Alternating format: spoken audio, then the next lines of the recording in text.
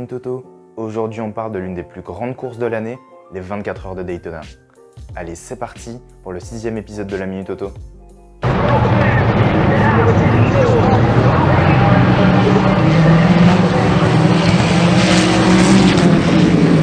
Les 24 heures de Daytona ont lieu tous les ans lors du dernier week-end du mois de janvier.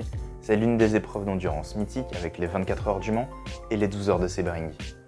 Aujourd'hui dans cette vidéo, je vais vous parler tout d'abord dans la première partie des spécificités de cette épreuve, à savoir le circuit et les différentes catégories.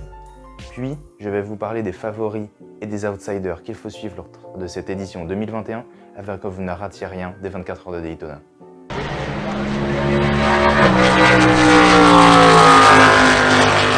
On va commencer par le circuit, qui présente une particularité. Il est en effet l'alliance de deux autres circuits, le tracé ovale, où courent habituellement les voitures de NASCAR, et l'infield, le circuit intérieur avec des virages serrés et des portions sinueuses. Le circuit de Daytona lors des 24 heures est donc un circuit exigeant, mêlant des portions à haute vitesse avec des virages relevés sur l'ovale et des portions sinueuses avec des virages serrés dans l'infield. Lors des 24 heures de Daytona, on retrouvera 5 catégories différentes, réparties en deux types de voitures, les prototypes et les GT.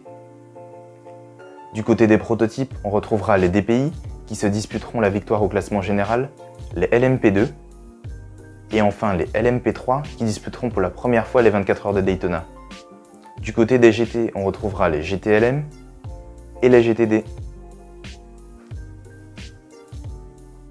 Maintenant que vous connaissez les spécificités de cette épreuve, je vais vous parler des favoris et des outsiders de cette édition 2021 des 24 heures de Daytona afin que vous ne ratiez rien de cette course mythique. Allez, c'est parti!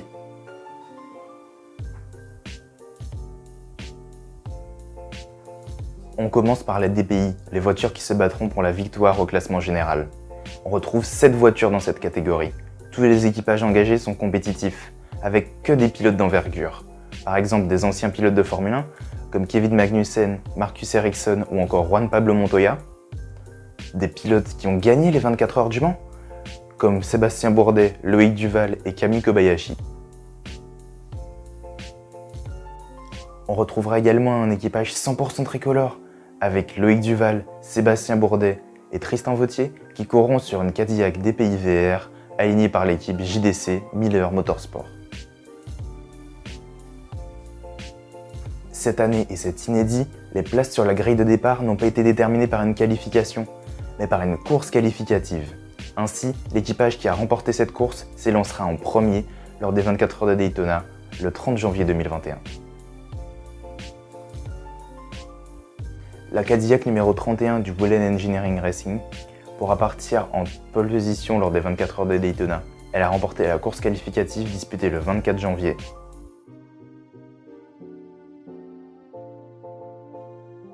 En LMP2, la deuxième catégorie des prototypes, on retrouvera 10 engagés.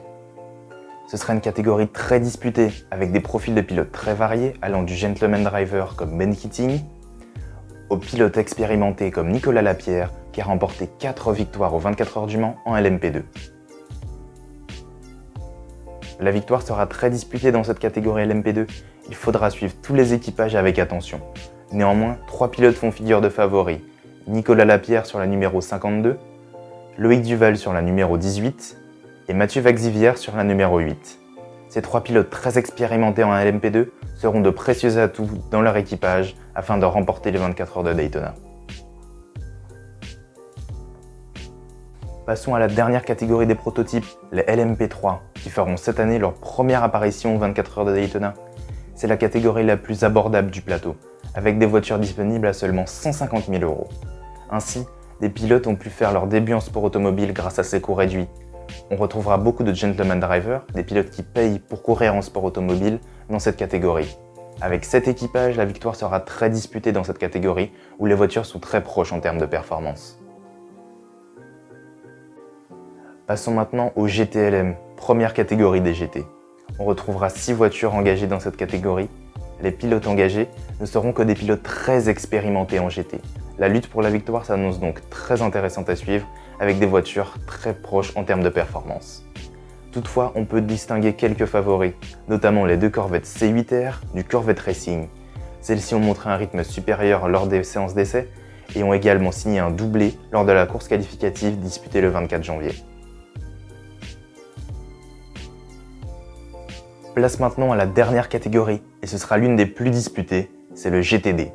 On y retrouve des GT3, qui sont les voitures qui courent dans les plus grandes courses d'endurance du monde, à savoir les 24 heures de Spa, les 24 heures de Nürburgring ou encore les 12 heures de Bathurst. C'est la catégorie qui compte le plus d'engagés, avec 19 voitures au départ, et c'est également la catégorie où on retrouve le plus de modèles différents et de marques, avec 9 marques différentes.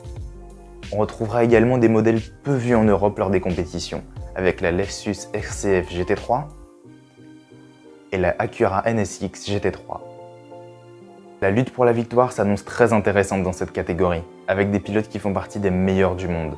Toutefois, il y aura quelques favoris, comme dans toutes les autres catégories que l'on a vues auparavant. Il faudra particulièrement suivre la Porsche numéro 9 du team Pfaff Motorsport, où seront alignés Lorenz Vanthoor et Matt Campbell, deux pilotes d'expérience en GT. La Lamborghini numéro 111 du Racer Racing Team, où on pourra voir Mirko Bortolotti. Et la Porsche numéro 88, où sera aligné Earl Bamber. Voilà, maintenant vous connaissez les spécificités de cette course et les outsiders et les favoris qu'il faut suivre lors de cette édition 2021. Si cette vidéo t'a plu, n'hésite pas à la liker, à t'abonner et à partager. Si tu veux d'autres vidéos sur l'endurance, n'hésite pas à me le dire en commentaire. Et je te dis à bientôt pour de nouvelles vidéos.